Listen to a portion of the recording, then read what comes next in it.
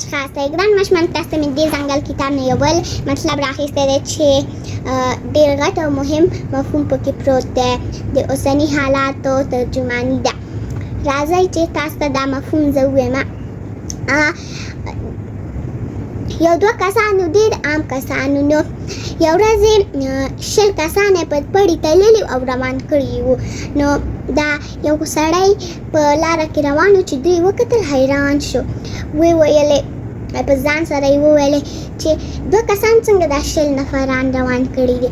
نو ځان سره یې ویل چې دوی به دا چېرته وړي.